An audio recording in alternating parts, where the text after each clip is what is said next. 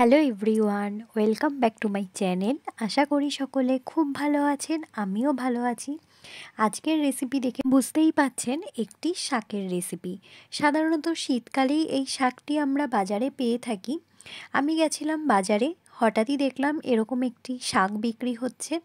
সত্যি বলতে শাক সম্পর্কে সেরকম আইডিয়া নেই, বাড়িতে থাকতাম সেখানে মা কাকিরা যা করতো সেটাই খাওয়া হয়। এখানে দেখলাম এই শাকটি পাওয়া যাচ্ছে, বেশ ঘাসের মতোই দেখতে। জিজ্ঞাসা করলে কাকু বলল খেসারি শাক। তো এক আঁটি আমি কিনেই নিয়ে আসলাম। ছাড়ানোর পর একদমই অল্প হয়ে গেছে, যেহেতু একদম আগার দিকটা বেছে বেছে নিতে হয়। শাকটা বাজারে অনেকটাই বড় মাপের পাওয়া যায়, কিন্তু একদম আগা আগা দেখে বেছে নিতে হবে। তারপর সরিষার তেল দিয়ে দিলাম। সরিষার তেল একটু গরম হলেই সেখানে আমি দিয়ে দিয়েছি হচ্ছে শুকনো লঙ্কা আর দিয়েছি রসুন। আমি ফোড়নে রসুন আর শুকনো লঙ্কা দিয়েছি, আর দিয়েছি সামান্য কালো জিরে ফোড়ন। এখানে আপনারা চাইলে রসুনটা স্কিপ করে সম্পূর্ণ নিরামিষভাবেও শাকটি কিন্তু তৈরি করতে পারেন। শাকটি একটি মিষ্টি শাক, আর সাধারণত এই শীতকালেই এই শাকটি আপনারা বাজারে অ্যাভেলেবেল পাবেন। একবার আপনারা ট্রাই করতে পারেন। আমি প্রথমে ঘাসের মতো দেখে ভাবছিলাম কেমন কি হবে, কিন্তু শাকটা কিন্তু খেতে অসম্ভব একটা আলাদা স্বাদ রয়েছে, খুব ভালো খেতে। এখানে দেখতেই পাচ্ছেন শাকের মধ্যে যে ফোড়নটা দেব, শুকনো লঙ্কা আর রসুনটা বেশ ভালো করে কিন্তু আমি ফ্রাই করে নিয়েছি। রসুন থেকে যখন খুব ভালো একটা স্মেল বেরিয়ে এসেছে, আমি দিয়ে দিয়েছি হচ্ছে ছাড়িয়ে রাখা মটরশুঁটি। শীতকালে কিন্তু মটরশুঁটিগুলোও অ্যাভেলেবেল পাওয়া যায়, আর এমনি শাকের মধ্যে মটরশুঁটি দিলে বেশ ভালো লাগে। মটরশুঁটি দেওয়ার পর আমি দিয়ে দিয়েছি হচ্ছে খুব সামান্য কালো জিরে।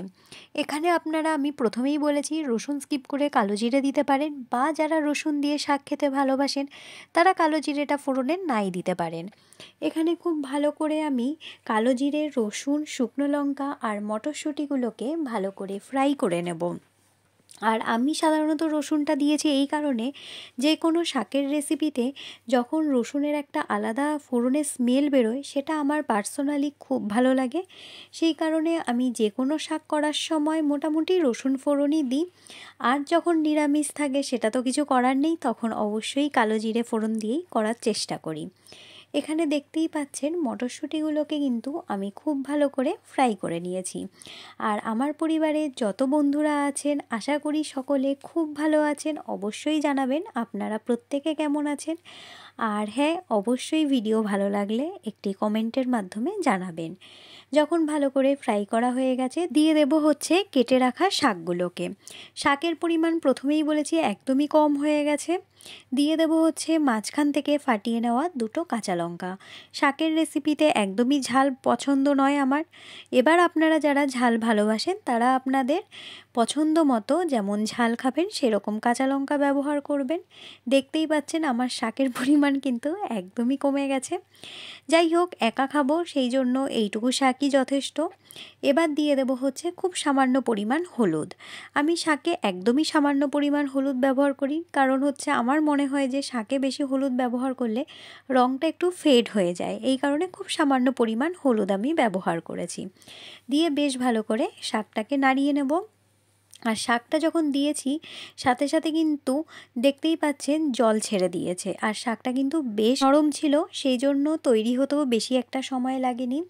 এখানে এবার শাকটা খুব ভালো করে আমি ফ্রাই করে নেব। দিয়ে দেব হচ্ছে পরিমাণ মতো লবণ। লবণ দিয়ে বেশ খানিকক্ষণ আবার ফ্রাই করে নেব। জলটাও শুকিয়ে যেতে হবে, আর শাকটাও যেন খুব ভালো করে সেদ্ধ হয়ে যায়।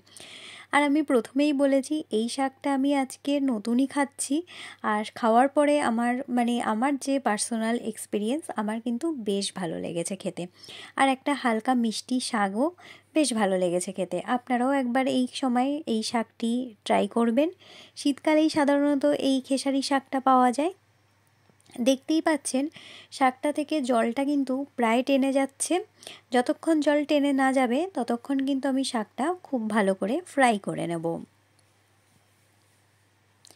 এই পর্যায় পর্যন্ত যারা ভিডিওটি কন্টিনিউ করছেন কিন্তু একটি লাইক দিতে ভুলে গেছেন, প্লিজ একটি লাইক দিয়ে ভিডিওটি কন্টিনিউ করবেন।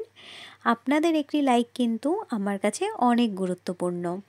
এই পর্যায়ে দেখতে পাচ্ছেন শাকটা থেকে কিন্তু জলটা অনেকটাই টেনে গেছে, জলটা নেই বললেই চলে।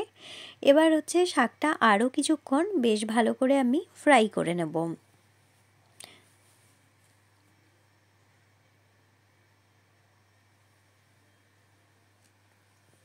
এই পর্যায়ে আমি দিয়ে দেব হচ্ছে খুব সামান্য জিরের গুঁড়ো। এটা হচ্ছে আপনারা চাইলে দিতে পারেন, না হলে স্কিপ করে যেতে পারেন, কিন্তু জিরের যে একটা সুন্দর গন্ধ আছে যখন শাক ভাজাটা হয়ে যাবে তখন বেশ ভালো লাগে। এই জন্য শাক ভাজাটা নামানোর আগে আমি একটু হালকা জিরের গুঁড়ো দিয়ে দিয়েছি। জিরের গুঁড়ো দিয়ে বেশ কিছুক্ষণ আমি শাকটাকে ফ্রাই করে নিয়েছি। দেখতেই পাচ্ছেন এখানে কিন্তু শাকটা আমার বেশ ভালো করে ফ্রাই করা হয়ে গেছে।